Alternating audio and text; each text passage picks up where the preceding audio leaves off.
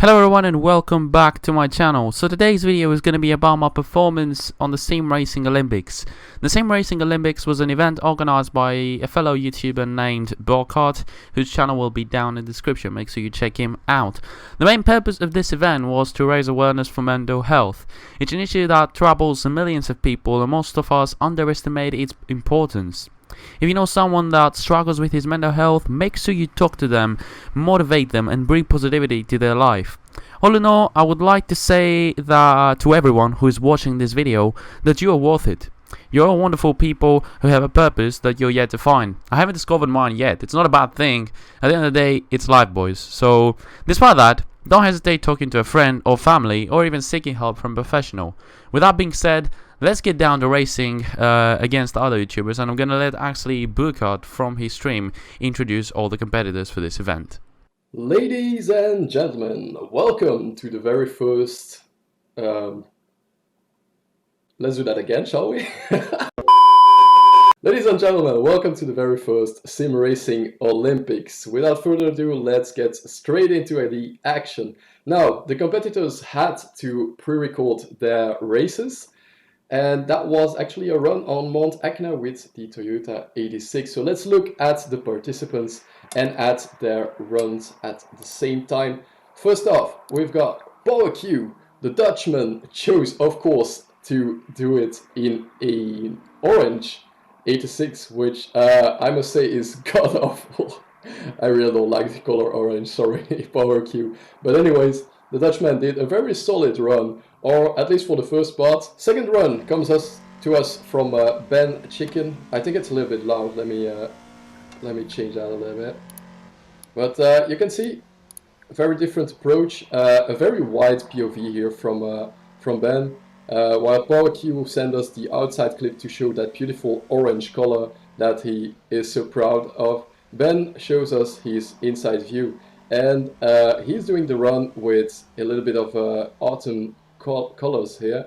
You can see he did a 5:42, so keep that in mind. It's a very competitive time, I will tell you that. Run 3 comes from Mooney GT, and he gave us his face cam actually, also a little bit louder than the rest. I think I didn't edit this very well, to be honest, because the noise levels are a little bit all over the place as Mooney runs into the barrier here. Now Mooney makes a lot of Formula 1 content and very different kind of content on his channel. I think it's pretty good, and he's all around a pretty fun bloke, so you should definitely check out his channel, check out everybody's channel, apart from Ben's channel, because he doesn't have one, I think, as wow, that's a big shunt from Mooney here. And yeah, he's got to go on with it, because we're waiting for his time here.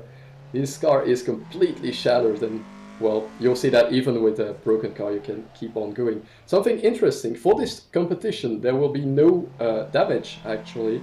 So even if the competitors run into each other, if they push a little bit, rubbing and stuff, as they say, rubbing is racing very much. Watching, whose run was that? I forgot. TM Gaming, yes, of course, has a very nice Formula 1 career mode, actually. A lot of these people have a Formula 1 career mode, just like I do on the Burkhart channel. All of us have our own identity a little bit, and you should definitely check out all of the content creators. Here, TM Gaming is taking it very cautiously, I feel like, in most of his run here. Keeping off the barriers, and sometimes keeping out of trouble can really be all that it takes. Anyways, next one is James Germany, and he's giving us both a face cam, a wheel cam, an outside replay, and the temperature of his cockpit, which I think was awesome. And even his little, well, his reaction, he kept it in, and I think that is just everything you'd want out of a run. I really wanted to keep the whole of his run in here, because it was so fun just to watch his reaction. And there's a lot of concentration in here. yeah, see, this is not easy, guys. This is a very difficult run. And certainly for these guys that have loads of things to do, loads of video to produce on their channel, go check it out. It is not easy to find time to practice for this, and they've all done very well, even though there can only be one winner, of course. It's going for the rock and roll ending, just like he started her rock and roll start as well. Last person to do this run is Jawsie.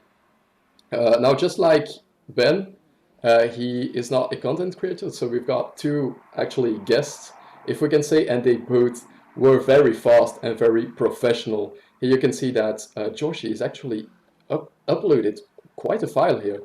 I love the color correction that he's got on this game. It looks beautiful. I think it might be a bit of a winter scenery, so that might be why it's a little bit more dull colored. He's chosen the 8.6 from Initial D, of course, which is beautiful with the tofu shop signings on the sides.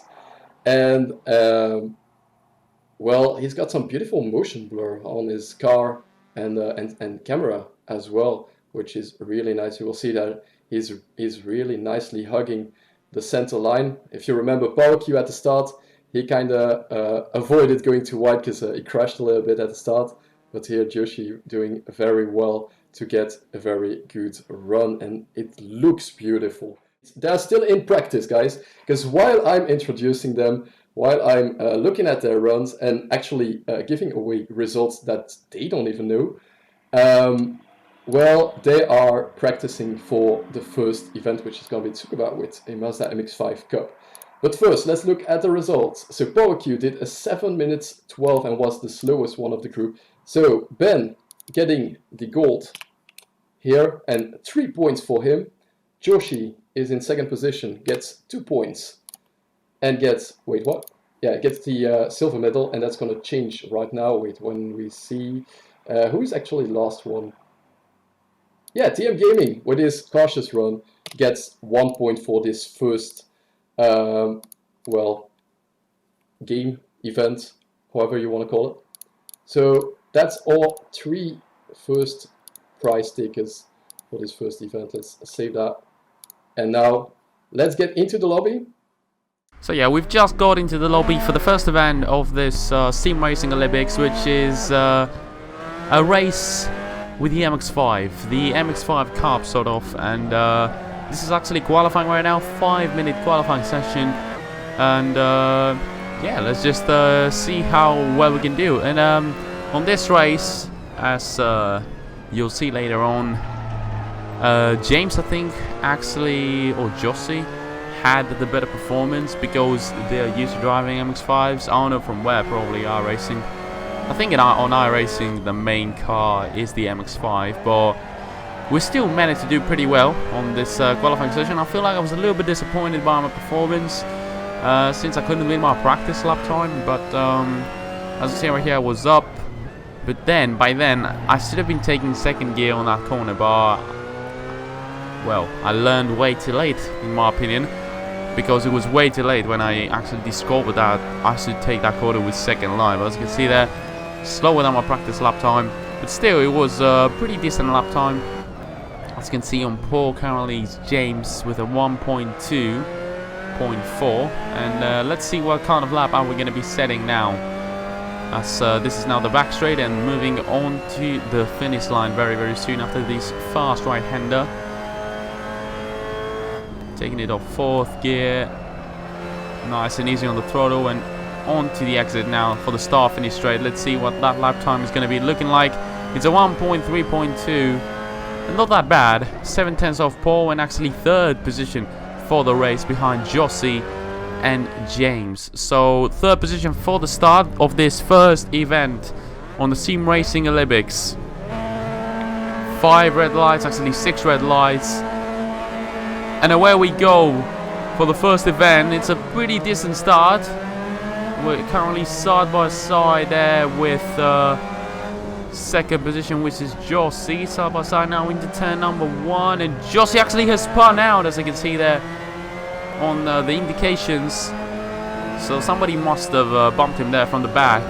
And that was now me on second, and James, after having a pretty decent start, maintaining first position. So it was about with 10 laps remaining now for the end of this race. It was just between me and James. A gap from third and behind has opened up due to the mistake from Jawsie, or the accident. I don't even know what happened back there, but if you really want to see everything that happened, make sure you go check out Burkhart's stream, full stream on Twitch. I'm going to be putting a link down below.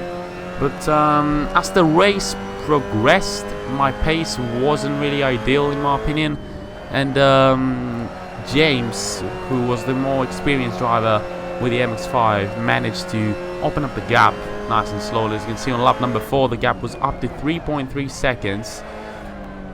And I was really yet to find my true pace that I was showing off on practice. So there was a lot of inconsistency on this event, but somehow, you know, we managed to open up the gap from the cars behind and be safely in second position as the laps moved on and on and on.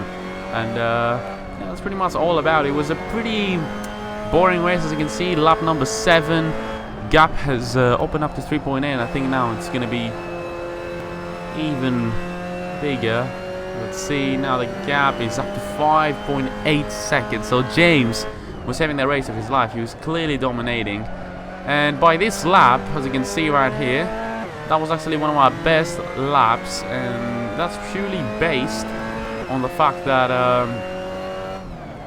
as you can see, still taking that corner with third gear. Look how much time we're losing there by taking this corner with third gear. It was such a huge mistake. And by lap number 9, I was like, okay, let's try and take second gear on that corner. And I realized how much time we were losing. Look at how much time we gained there with second gear.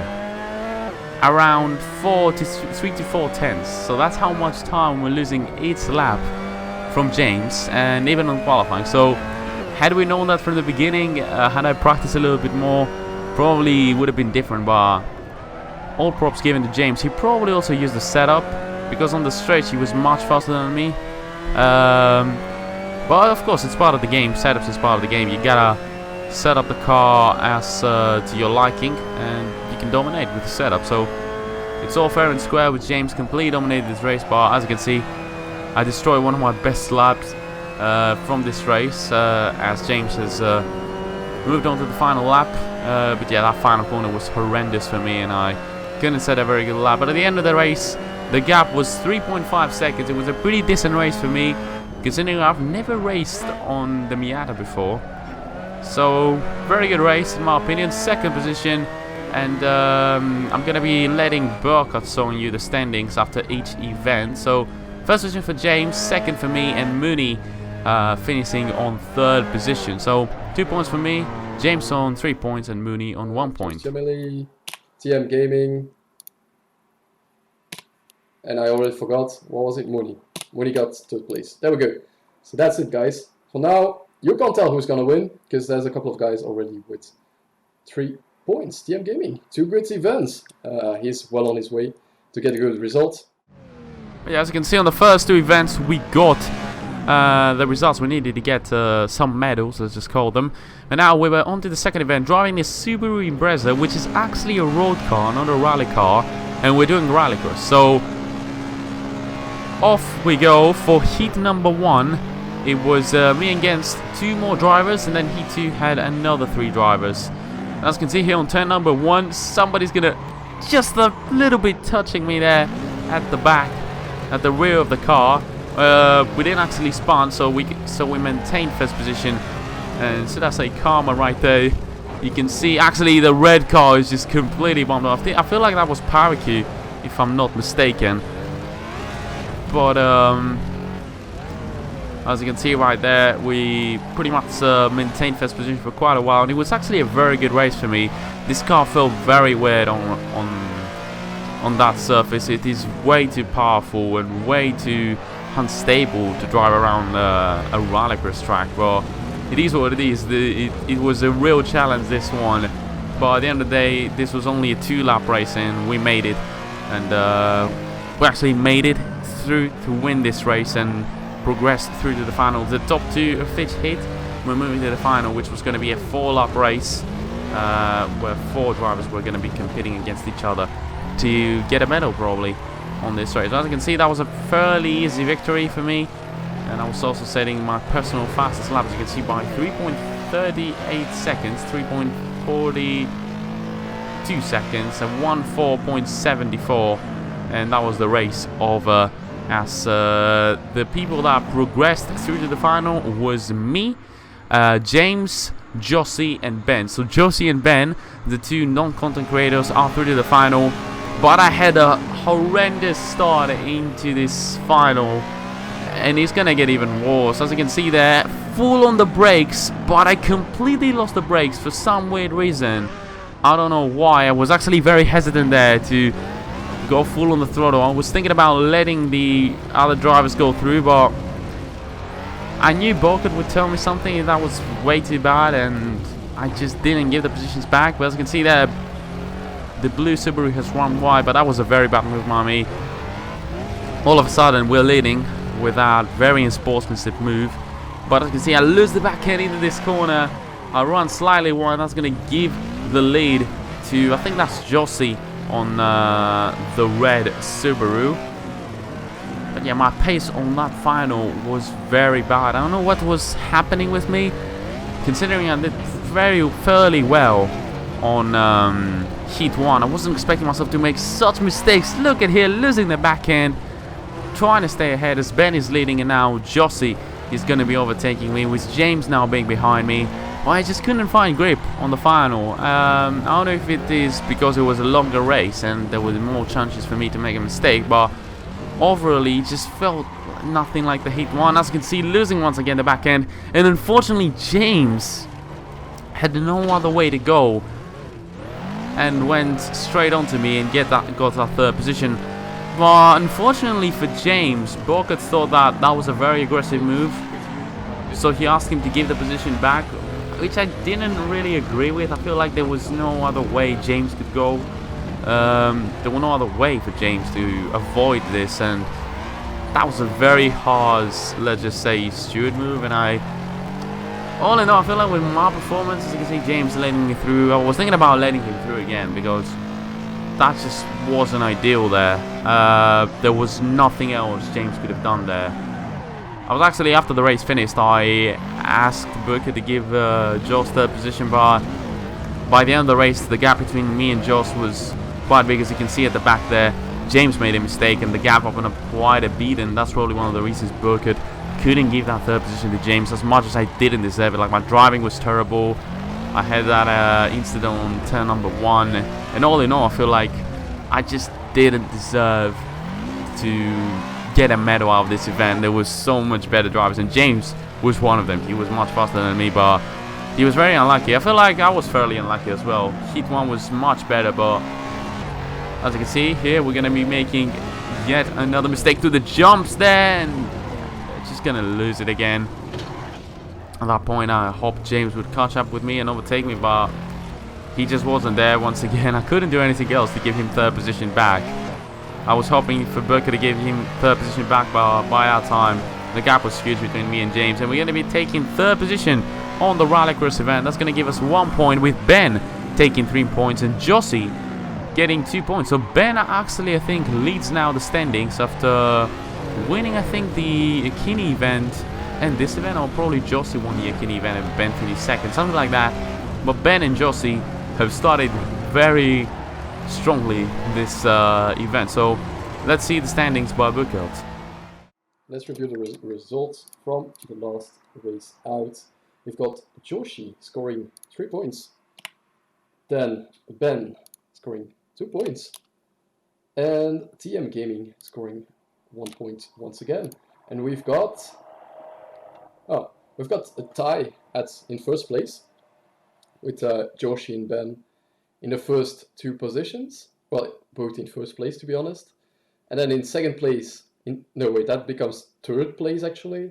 We've got TM Gaming with 4 points, and then James 3 points, and PoQ that still has to score some points in this competition.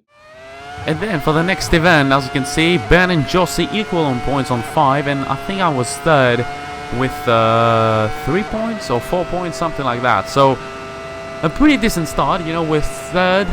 but the leaders are on equal points, so basically we're third.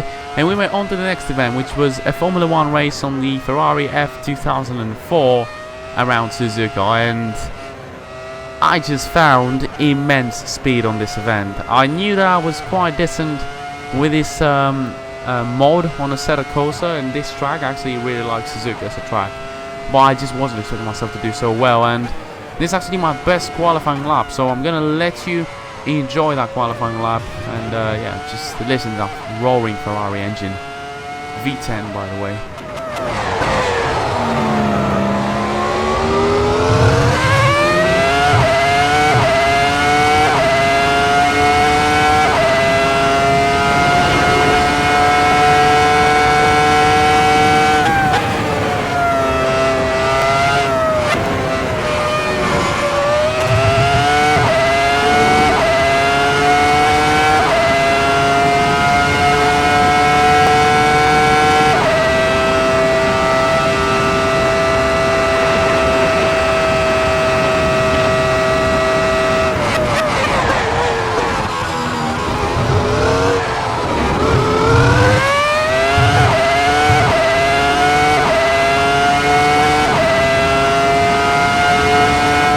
Can see a 133.1, which would secure me pole position for the start of this Japanese Grand Prix. And as you can see now on the grid, Jawsie on second, James on third, Mooney on fourth, and then we go Power Q down into fifth with 6 red lights now.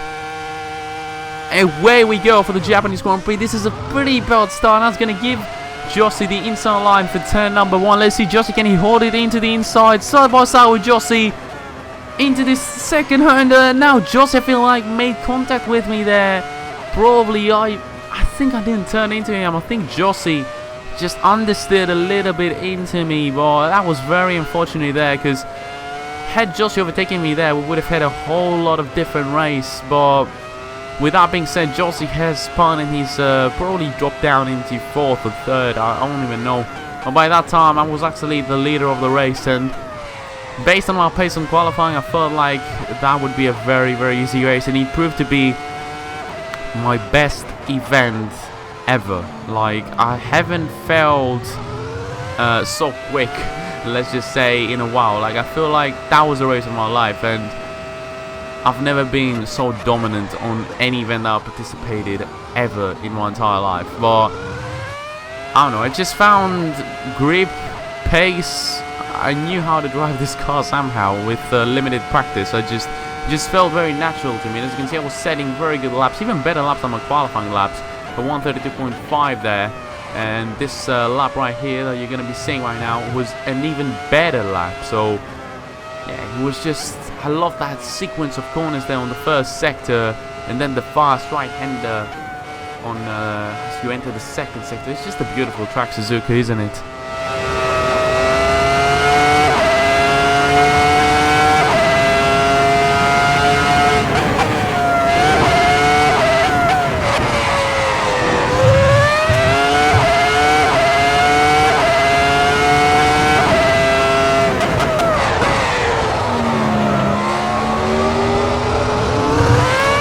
As you can see around this corner on lap number 5, as I was entering lap number 5, I'm gonna go back to Burkhart's stream and see what the actual heck was going on there at the back with between Jawsie and Mooney for second position. So I'm gonna let Burkhart actually commentate over that, because you know, he's a pretty crazy commentator, let's just say. Forward to it. It's gonna be one of those chaotic races that I'm looking forward to. Jawsie still holding very firmly. He's second place, but he's running right, and Mooney's on the inside. Yes, Mooney's past Jawsie. I told you guys, Jawsie is actually getting tired.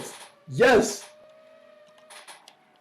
I know my races. Oh wait, actually I can just do this. Oh no, that way it doesn't work. Jawsie is getting tired. He's gonna want to get back that position though.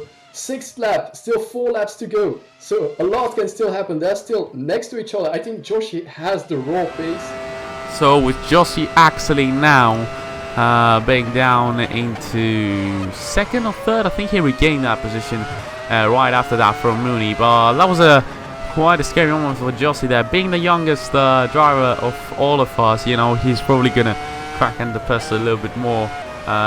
Not having the same experience as the more experienced guys. I'm not even so experienced. I feel like Mooney and James are the more experienced drivers right there due to age. But yeah, I was just running away with this race, and this was such an amazing race, as you can see, and this is my best lap on the race. Yeah, I just need to let you enjoy that lap once again. I just can't really commentate. I don't have anything to say over such an amazing lap.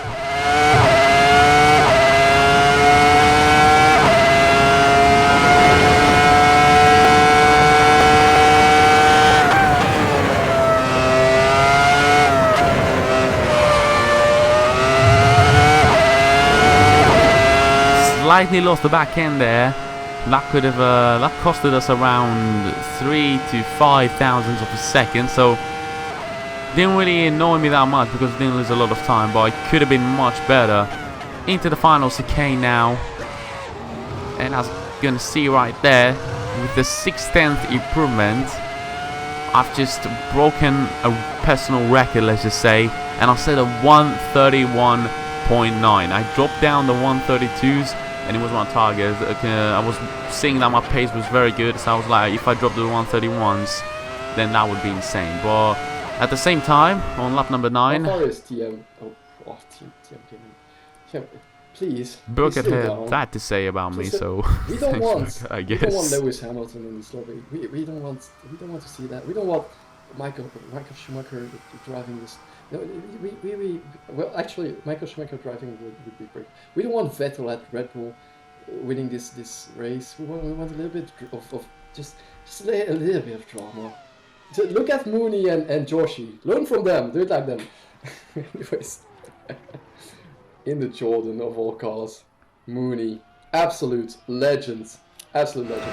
I don't know. I just don't know what happened there. And on the final lap, as you can see, we're going to be coming across the line to finish the race and take that dominant victory. But I was expecting Mooney to dominate this because he is a Formula 1 YouTuber. He has the more experience. But I feel like this just the Assetto Corsa Formula 1 mode is just nothing like any other F1 mode. It's a little bit more. It gives you freedom to push the car as much as you want.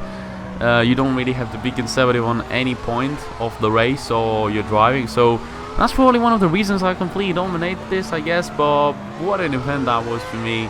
And next up after this, we were moving on to the karting event, which Burkhart was so excited about. But yeah, the event that he was really excited about is a karting event, driving the 125cc cars, no sifter, around Jassie's village.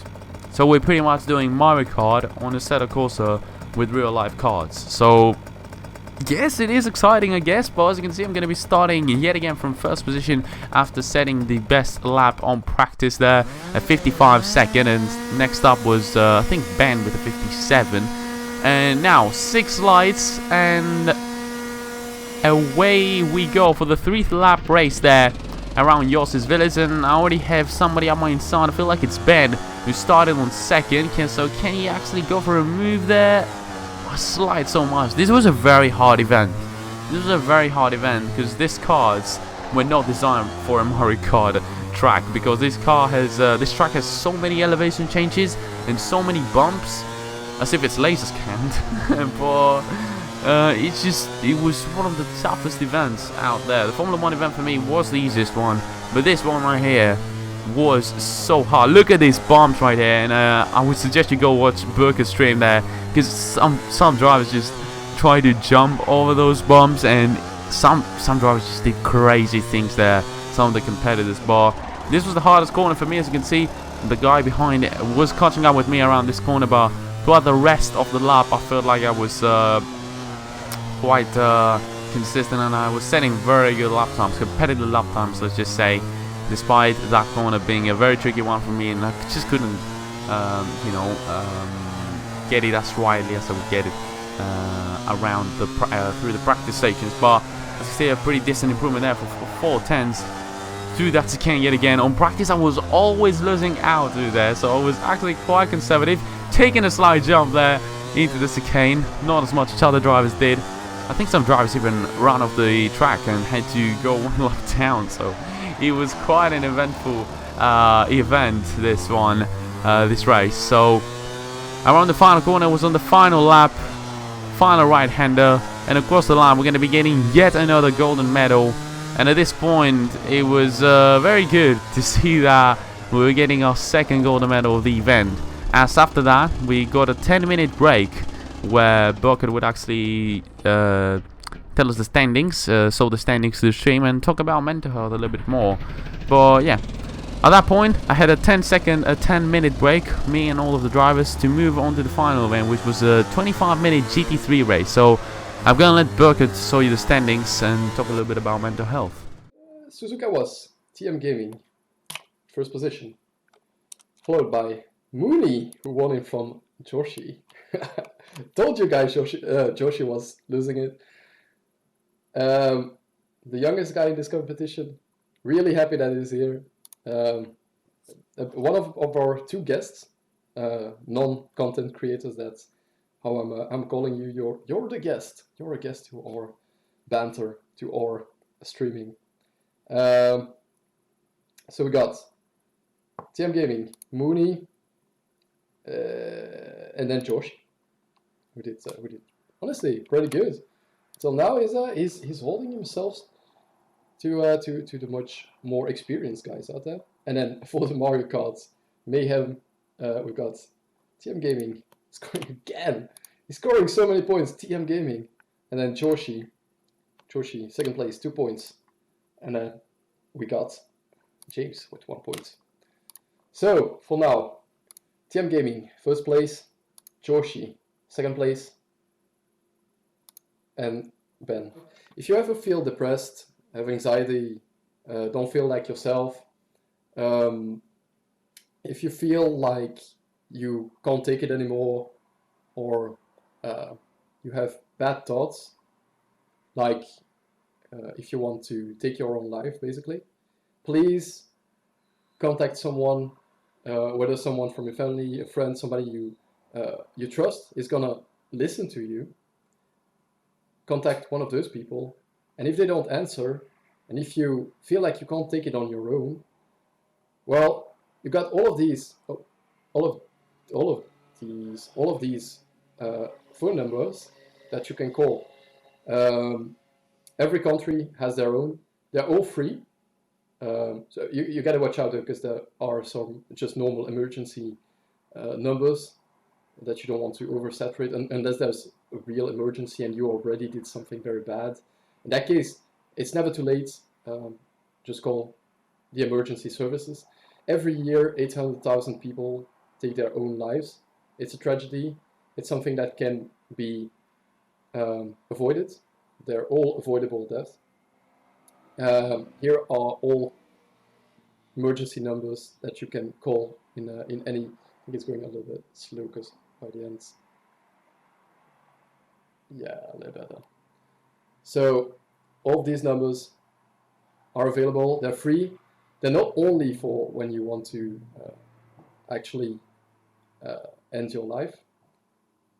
They're all people that actually want to help people that feel in a negative mood, and sometimes it's good to call them before something bad happens and you get into that very bad mental state. These guys are there to listen, and they're paid to do so. Well, often they are doing it pro bono, but still, they are there to help you. They are there to listen to you, not only when for people who want to kill themselves, but also for people who feel depressive, have anxiety, feel very negative, have long-lasting negativity. You can see every country has one. It's a free helpline that you can call, and it's all just there at your fingertips. So after some valuable information from Burkhart about mental health and where we can seek from help, it was time for the final event of this SimRacing Olympics, which was a GT3 race around the Fuji track. a track that I actually really like and I missed from the Formula 1 calendar. I feel like we had some amazing races around Fuji. I don't know why we're not racing anymore there. It's actually a very good track for overtakes, and you know, it's such a nice track. Like with all these coronavirus things going on in the world, I feel like we should have had a Fuji coming back, even though it's down there in Japan and COVID is quite bad around those locations. I feel like, I don't even know, I'm not even an expert around this, but that was my best qualifying lap, and as you're going to be seeing, with only 1 minute remaining, there's nothing else I could do. I've only set one more better lap, I think, after this one. 142.8. I don't know if I did yet another good lap, but no, we did not, because we ran wide into turn 1 and we're gonna lose a lot of time there. So that was my best effort. We've been dominating the GT3 event, 2.5 seconds ahead of me for pole position.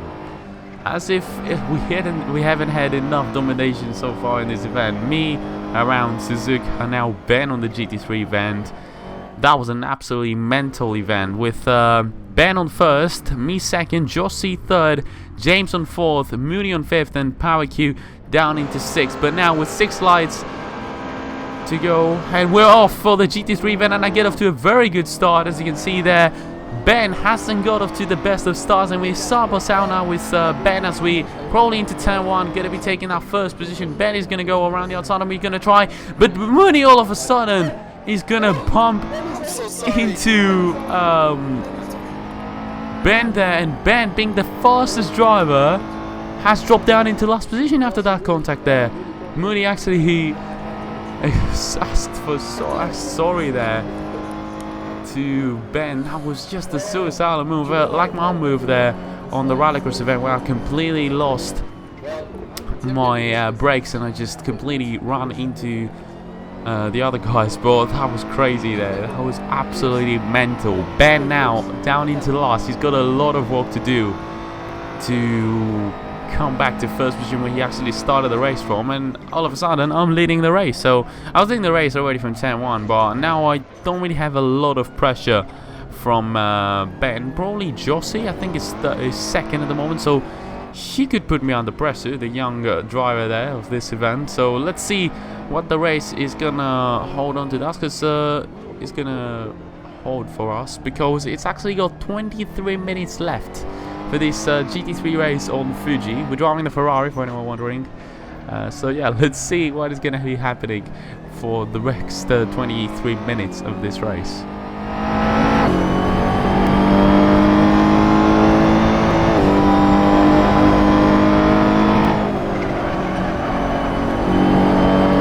Right on to the next lap. As you can see, I make a slight mistake there, and I'm going to be losing the control of the car. It was a mistake that I wasn't expecting to make at that point. I was actually setting a very good lap. I was actually setting a personal fastest lap. So I was like, okay, let's just try and push a little bit more, open up the gap, secure this victory. But a mistake there was going to cost me the lead there. And now Jawsie in the Mercedes is going to be ahead of me. So now it's fight on between me and Jawsie for the lead of this race. No matter how much faster I am from Jawsie, despite I was about to set a personal fastest lap, Jawsie is now leading the race, and we've got a lot of hard work to do in order to overtake him. With 20 minutes to go, 22 minutes to go actually, I've got a lot of chances to, I've got a lot of time to overtake Jawsie if I stop driving like that, as I'm running wide in the penultimate corner there, into the final corner. Jawsie taking a very cautious line there.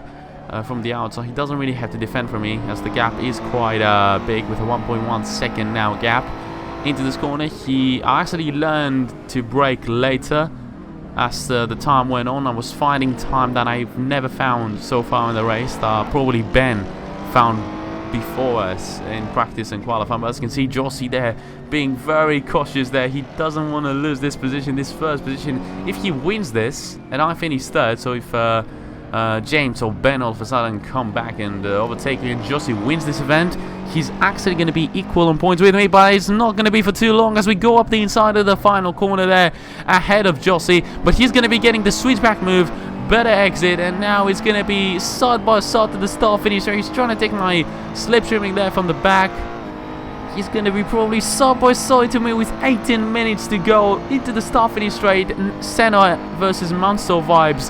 This one gives me in Spain. And now side by side with Jawsie, who's going to be later on the brakes. Jawsie brakes at the same time as me. He goes up the inside, trying to go for the sweetback just like he did in the final corner. But he's going to be maintaining first position. What a great fight this is progressing to be against Jawsie. We're trying to go up the inside of the fast left-hander. He's got the outside line, which is the racing line. He runs slightly wide. We go side by side, still into the right-hander now. Any chance we could hold it around the outside and probably complete this move? There's no way we can complete this move right there. But what a crazy fight there between me and Jawsie. That is such an amazing fight. Probably the most fun we've had so far in this event as a whole. But later on, as you can see, Jawsie is still holding on ahead. I mean, we're still trying to close down the gap. There was no way we could have dived there up the inside with 15 minutes to go. Jassie's holding on very strongly as Ben has gained a position. He's up into third, so probably a three-way fight for the lead there with only 15 minutes to go. Jawsie takes a very wide line there. He's braking there. He's gonna run wide into this right-hander. That's a mistake by Jawsie, and he's just gifted me first position. As much as I like being on first, I dislike the fact that he made a mistake, because we were having such an amazing fight there with Jawsie. So unfortunately he made that mistake, and that is not going to be a huge fight for me, because now he's down into second, and he's also going to be under pressure from the much faster than both of us Ben, who is still finding time that we just can't seem to be finding, both me and Jawsie. None of the rest of the guys just couldn't find the time Ben was finding. Probably, I don't know, I doubt that it is a setup for Ben, because he just was much faster on all aspects. So after he overtook Jawsie, he went up to second position, and it was a race between me and Ben for the lead. Remember, Ben got taken out into turn 1 and was lost, and now he's back up to second, fighting for the lead against me. So this proves how much faster and how much he deserves this victory. With 3 minutes to go in this race, Ben is 1.5 seconds behind me. You can see that green Lambo on the mirror there of the car, giving me a lot of pressure there. We just gotta hold on. And as you can see, Ben now is very close to me. I'm trying to weave there a little bit, break the slipstream, because it's very strong on those GT3 cars on the Assetto Corsa. So let's see what Ben has planned as we're moving on to the penultimate lap, if I'm not mistaken now, with only 2.33 minutes to go. Ben is trying to go around the outside. He has the slipstream and the better top speed the Lamborghini has. He's still on the outside, and we're still going to get a better exit throughout there and maintain first position. But has Ben something...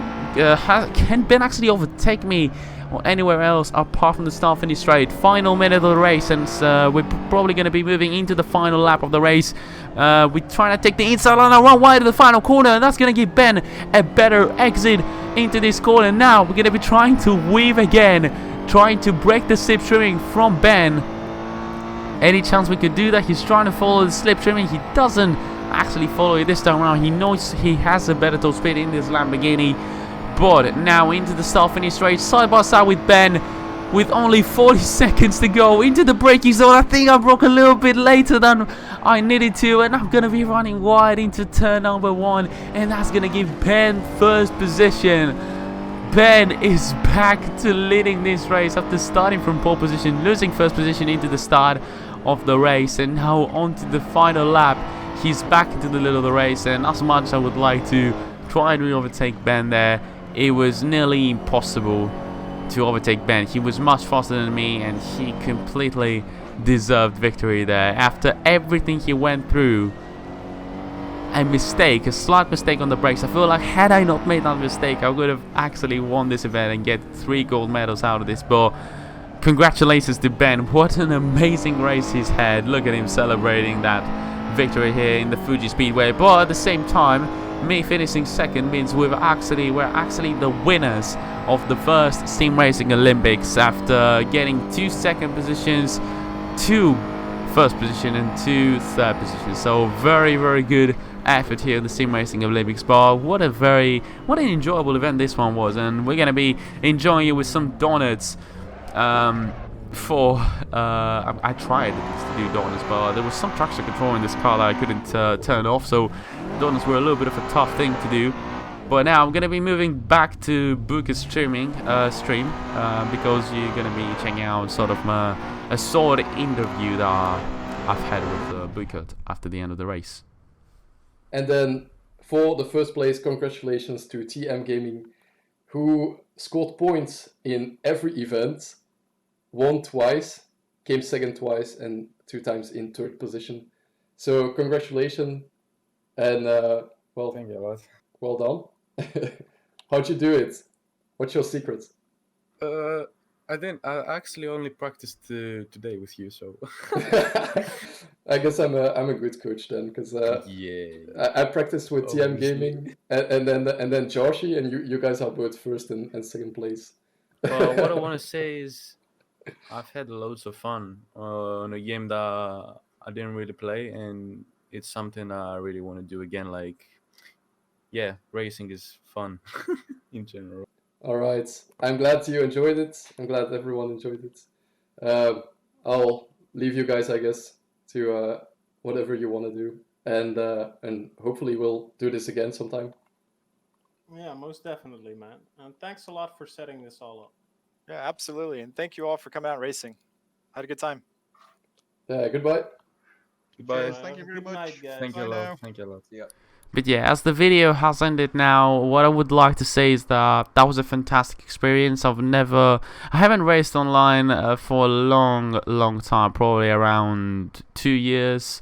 I mean, online sort of competitively, sort of like an event with races, qualifying, you know.